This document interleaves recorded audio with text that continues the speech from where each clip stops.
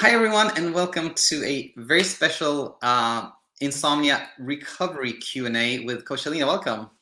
Thank you, Daniel, for inviting me.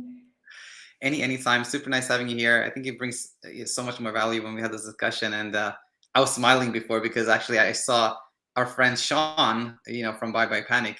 He calls his like insomnia, no, his lives on Instagram. I saw he calls them like anxiety recovery Q&A, and I was like, that's a nice name. So I just said Yeah, that now. But anyway, how are things on your end?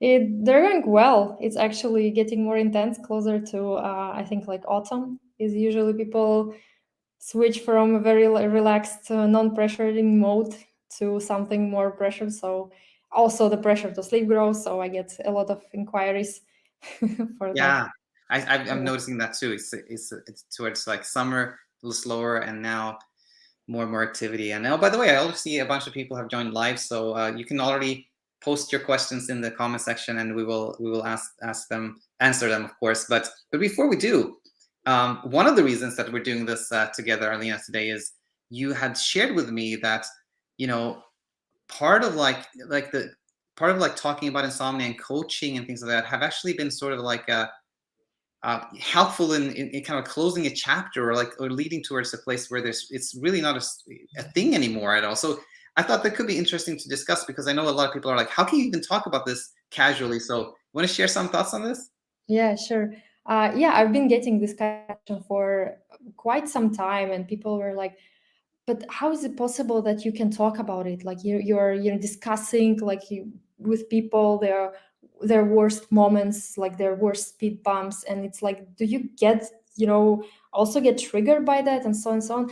And I always try to kind of like explain what recovery is about, and we like get into this conversation. But I actually realized that the moment when I began sharing my knowledge, and particularly when I started getting more serious about it, when I was like coaching, so it was like there's certain expectations and like agreements between the sides. So it's kind of also showed me that you can get back to the issue, back like after you've struggled, you can return there with everything, like knowing that what you went through and what other people might tell to you, and be completely unaffected by it. And I think this kind of like the willingness to go back and share it or tell it in your words, or help someone out, can actually be one of those kind of like the final maybe like phases in the recovery, where you know that you can safely get back to your own memories, you can talk about it. And I know many people wish they could kind of erase like from memory that they ever had insomnia, and then like have it like as they never experienced it, which is not possible to erase memory. But what is possible is that to completely like heal that trauma that created that memory, so that you can easily revisit that, any life events like that happened during insomnia, and any you know um turmoils, without it actually triggering you, because completely like healed. You can easily, Exactly. it's like like a wound, when you have a wound, and then there's just like there's no even scar tissue, you just there is just a memory, maybe it's like, and you completely not affected by it. And I feel like one of the ways that actually helped me tremendously is sharing it with others. So Absolutely. yeah. Super nice to hear that, and makes so much sense. And just to add a little kind of a little bit similar thinking that I've been meaning to talk more about, and maybe make some video about, is this like looking under the hood. I feel like there's a lot of times followers or people on YouTube here, or even clients, they start learning a little bit, and then when they see things get easier, they sleep easier. Sometimes they're kind of like, oh, good, sleeping. Let's not change anything. I'm going to leave now. I'm going to do other things and not and keep them busy.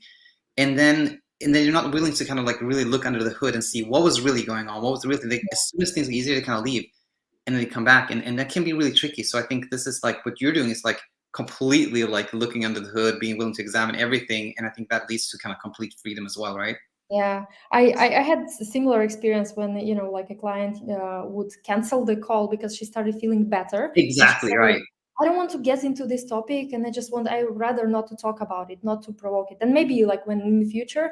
And to me, it's like, it's okay, you know, of course, like if there shouldn't be any pressure on the path, but at the same time I can already see how that builds up this kind of like pressure, because there's so much I would say like people try to protect their sleep, which is normal. I mean, it's like we all want to feel good and sleep well. It's completely normal. It's just interesting to see the patterns that occur in others and see where it will lead to, and which makes me think like that insomnia actually is one of the most predictable things. You can actually predict by how people ask question, what will happen next. Yeah. You know, how they will sleep, whether they will have trouble sleeping or they will not have trouble sleeping, when their speed bump will end, and so on and so on. So it's like so interesting, because you know it becomes really kind of like clear when you become completely unattached to the problem. You're not in there, you're just as an observer. So yeah.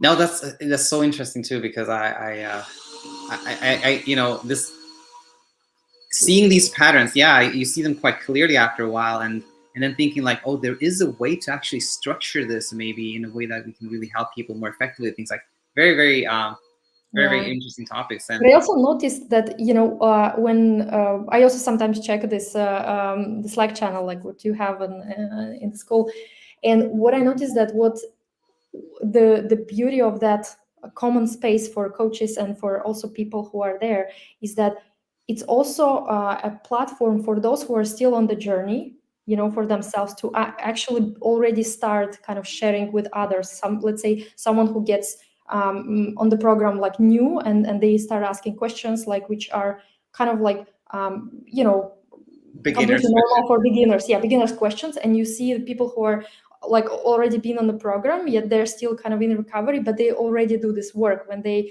willingly able to face also others struggles and help them out by this. And I think it's such a good opportunity for, you know, people to actually you know, really heal from that memory by Yeah, actually willing to help others, and also they are helping themselves at the same time. It's a really absolutely. great It's opportunity. I 100% agree, and we also see that here in the YouTube channel too, in the comments section and things like that. Same Yeah. thing. Very, very nice. Let us jump into the questions here. There was several questions that popped in as we were talking. Let's see. Libby has been here many times for open class. Let's check what's happening. Libby says, I've overall been doing a lot better lately with not getting stressed or anxious when I find myself awake at night. Nice to hear. The problem is I still struggle a lot with getting discouraged by how tired I am during the day. The more I try to relax and enjoy my day and take my mind off sleep, it's like the more my body fights back and tries to remind me how exhausted I am. My husband has complained that I seem to zone out, and knowing that bothers him, and that just makes me even more discouraged. All right. What do you think when you hear this? I was going to call you Libby. Alina, of course. Yeah, you know, I feel like sometimes we have this impression that when we struggle with sleep, we are not allowed to feel discouraged. And that creates a lot of pressure, because then we obviously, like, we were struggling all night, we don't have energy, we feel defeated. And then at the same time, we have this huge pressure that, you know, basically tells that we are not supposed to feel discouraged. So then there is like another layer of pressure that tries to hold that natural emotion that occurs. So I would say, first of all, it's good to validate that discouragement. It's so normal to feel discouraged after a night of less sleep. If you take example of any, let's say, person who doesn't have insomnia and they happen to have a night where they sleep almost nothing for whatever reason, they also might feel pretty bad next day, and they don't actually question why is it that, or they don't judge themselves why they feel bad. They just know that, yeah, like I had a tough night and I don't feel my best today. And I feel like kind of reframing the whole concept of how one should behave on the after the night of less sleep is something that can help us feel more like relieved, because it's not about not feeling discouraged. Is normal. It's about, okay, admitting or facing the reality. Yes, the night was tough. I feel tired, I feel discouraged.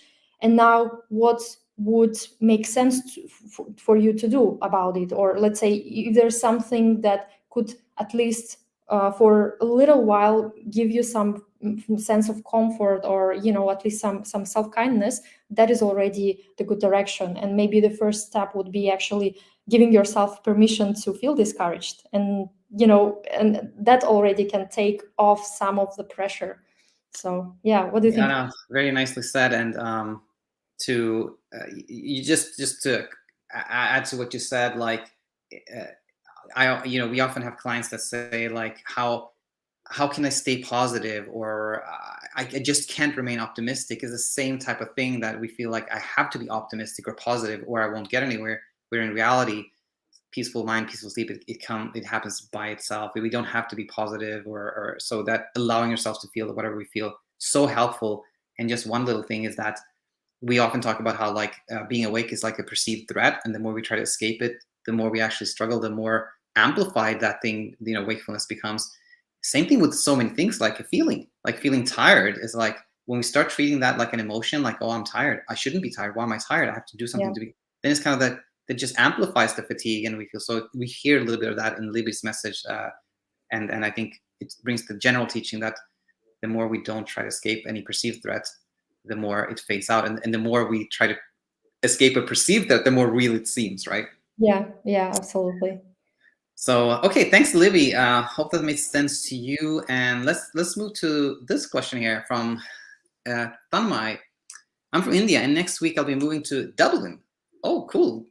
Well done. Good for you. To pursue my master's. I have insomnia since March, but I've been better now, all thanks to Daniel and you, Alina. Very nice. I guess that was just a very nice little message. That's super nice here. Oh, maybe there is a question. Let's keep reading. I have completed my bachelor's, was staying home for a few months, so I'd sleep all right, knowing that I have nothing to do when I'm awake. But from next week, I'll have classes to attend, and I'm so scared that I won't be able to function. Okay. So basically, what we're hearing is that Tanmay has been doing better, and is actually doing quite well, but there's this upcoming thing now, and there's a fear of like what's going to happen in the future. What are your thoughts on this this type of situation, Alina? Yeah, I think it's normal to feel a bit uncertain about the future, especially when there are changes, because what happens during insomnia is that the brain chaotically is trying to get some sense of control. And sometimes when things aren't changing, so our circumstances, they become more or less stable, we don't have things we have to do or some special trips and stuff, it kind of gets this safety or some certain level of certainty. And once we are faced with some changes, like you beginning your studies, and of course it's going to attract attention, because the brain latches on anything new, anything abnormal, odd, weird. So we kind of we can even expect this kind of reaction from the mind. So first of all, I would completely like validate that, worry about what might happen. And then another thing about it is that because it is change, it is new, is something that like attracts the mind. But what we don't often realize is that everything new eventually becomes old, Right. which means that the brain might get some sort of like uncertainty, and maybe there will be some trouble sleeping happening because of the fear of not sleeping is so fresh. Of course it's going to, like the brain will feel pretty threatened, but it won't last forever, it won't last long. It just takes like really like a matter maybe of like a few days or weeks, like just for the brain to get accustomed to the new thing, so that it will see, oh, but you're actually handling pretty well. And I can say that it like doesn't really matter what the circumstance we get, there is absolutely no way we would not make it through that difficult moment. We will survive no matter how things are hard. And I would say that it's important to, if let's say some difficulty sleeping happens, then we can always provide comfort for ourselves. We can choose to do something that makes sense to us, not something that we think we are supposed to do. I think that can bring some maybe relief into this difficult time. So yeah. Oh, super nice. Well said. And I have not very little to add. Just one little thing to add is sometimes we get into what I call like anticipatory insomnia, where we're like, there's something upcoming, and we kind of know that we're going to have some trouble sleeping. And the tricky thing is that when we know I probably have sleep trouble sleeping in 2 weeks, then our brain naturally wants to prepare for it and be like, so what can I do now to prevent this? Because I have this time to prepare, which is so tricky because the more we try to prevent it, the more we are engaged in the struggle of trying an effort. So as always, like the most helpful thing is actually just to not try to prepare and sort of be willing to face what happens, I think. Yeah, totally. All right. Very nice. I hope that makes sense. And now let's see. We have Amy just said hi, I think. Hi, Amy. And Katharina said, hi, guys. I've started to struggle with insomnia in January until I found your channel in March. Since then, I have experienced periods of pre-insomnia-like sleep, which are followed by a speed bump if I have to get up early the next day. Okay. This mostly leads to a night with a little sleep, and it always feels like the fear gradually increases during these periods of good sleep until it needs to relieve itself by a speed bump. I got really annoyed by these fearful thoughts over the months as my brain just can't stop problem solving, though the issue is very clear to me. My actual question is it common to take that long, even after having understood all the teachings and having seen that there's actually nothing wrong with me? Oh, very, insightful, nice question here. What are your thoughts when you hear this, Alina?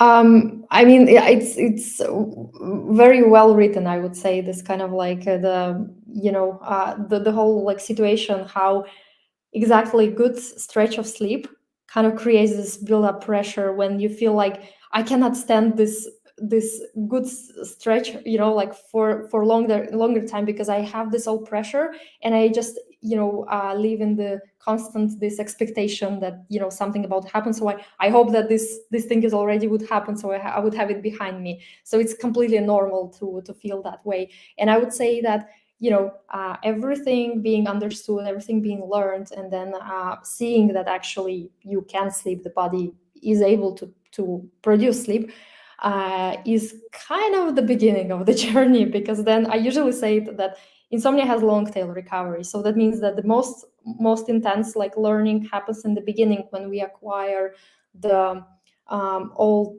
like the knowledge about how sleep works, how our brain works, how anxiety works, and things like that. So in that moment, the changes could be dramatic in terms of like we start feeling better almost pretty quickly. I mean, not everyone, of course, like for each person it looks differently, but often I notice that people, once they understand that it's just anxiety and this is how the brain works, they feel like, oh, okay, that's it's supposed to be like that. Oh, fine, okay. So they kind of like feel more secure. Yeah.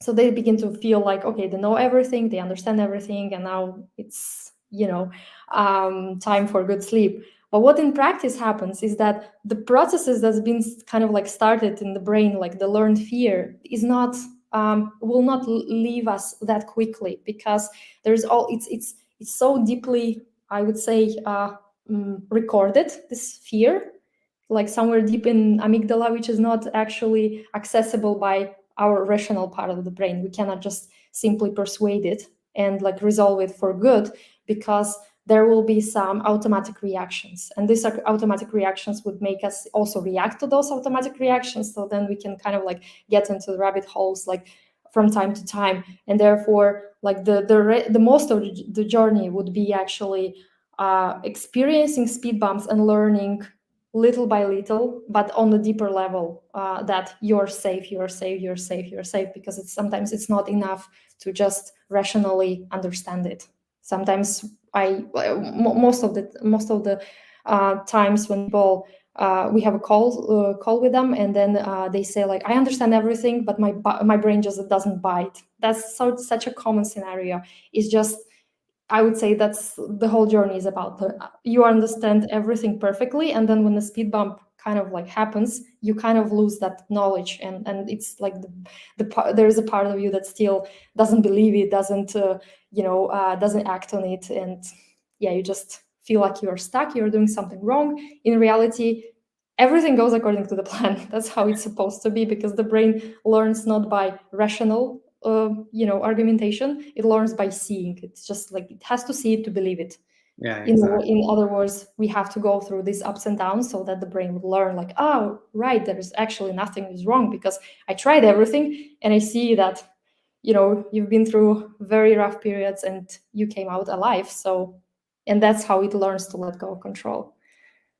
Well said. I wanted to just add one thing here. I'm going to write it down because we have sort of we have a term for this, and Katerina described it so well, but we call it success regress when you Yeah. have this pattern of like, okay, I slept well actually thanks to everything I've been learning, and I slept well for 2 nights. That's nice. Now it's been 3 nights. Oh, is this for real? Like, can this be like, is this it? 4 nights. Oh my gosh. What if I hit 5 and it's like 5 nights? Oh my gosh, 6 nights. That's going to be amazing.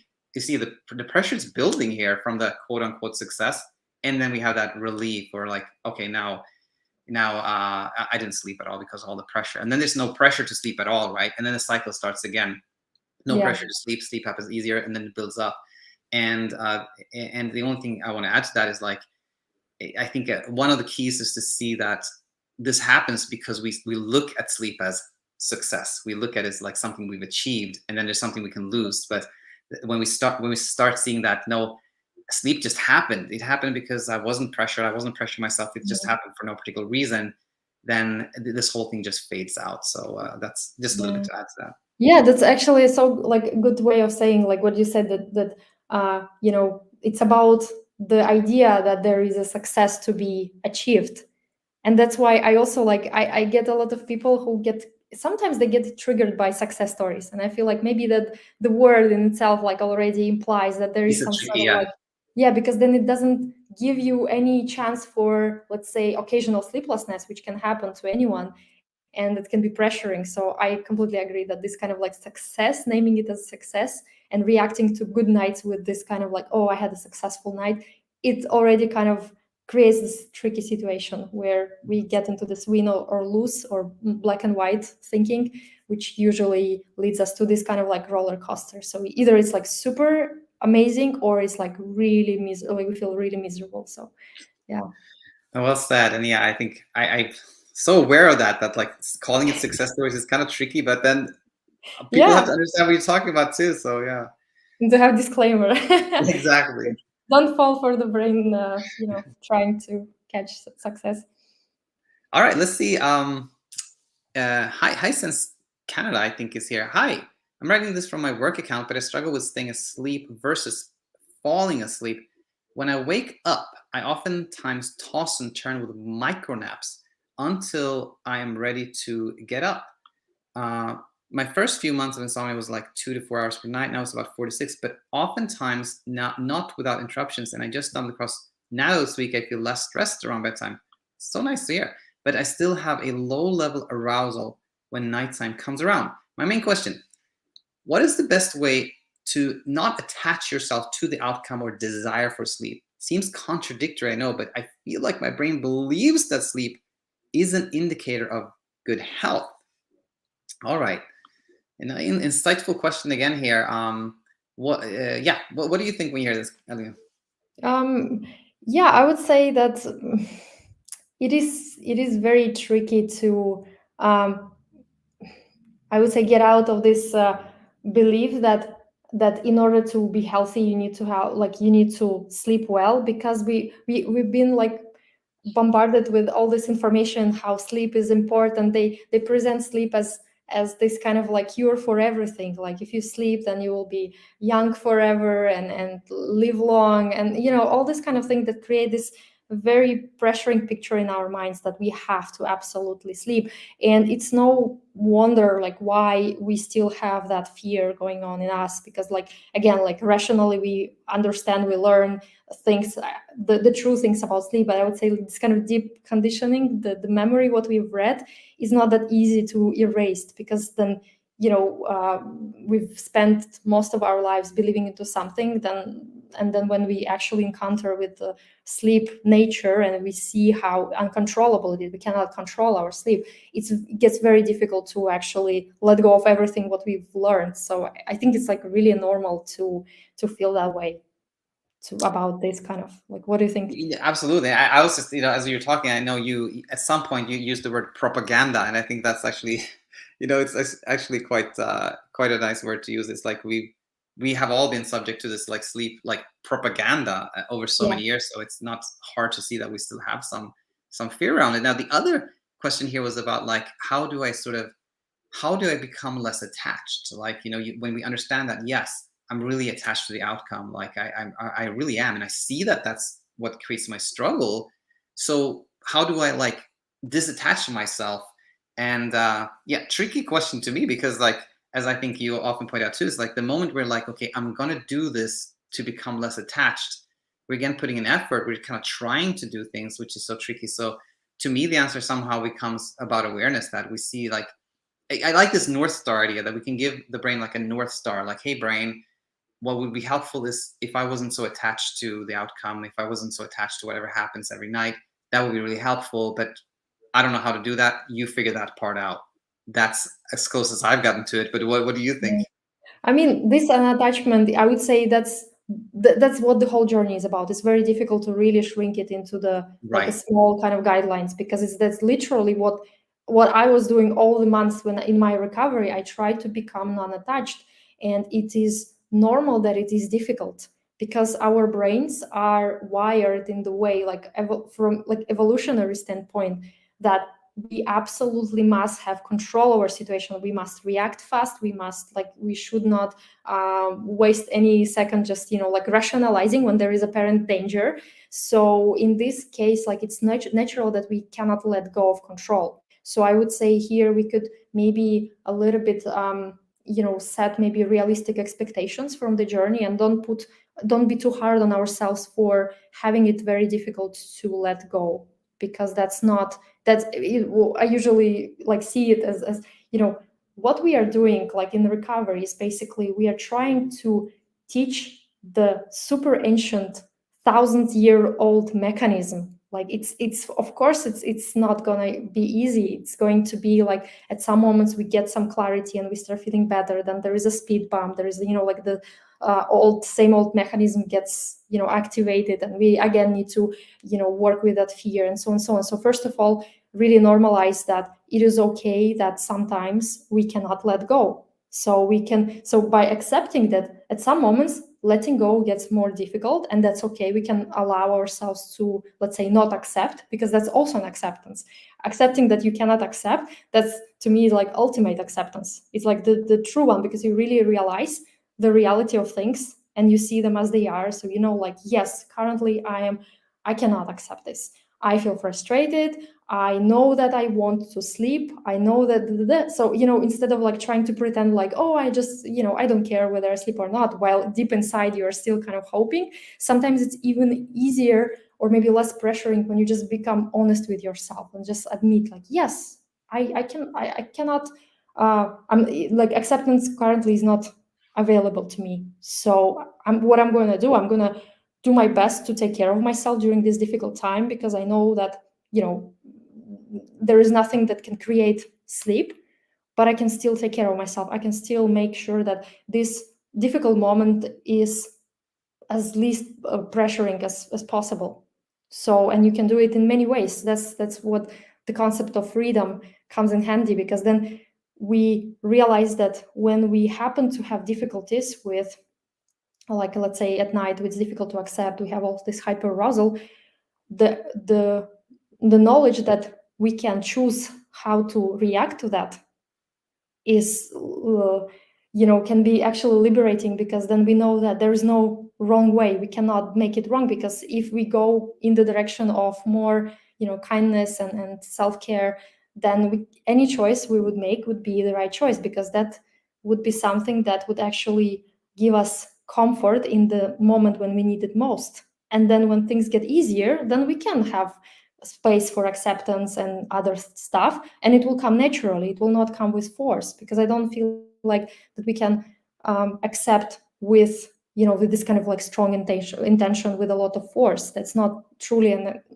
acceptance, and it's not actually even kindness, because you're forcing yourself. Right. And sometimes being actually honest with yourself and allowing yourself to do things that feel less pressuring could be actually the way out of this very entangled situation. Well said. Well said. I have nothing to add except saying that it was super nice having you here. It's really nice chatting. Yeah, thank you for inviting me. Any time. And I know, yeah, BedTyme, we've been getting busier, and Yeah. you know, you're getting busier yourself as well. And any projects or things that are going on? I know you're working on your newsletter or anything else that's Yeah, you I about? finished writing my course or the newsletter course.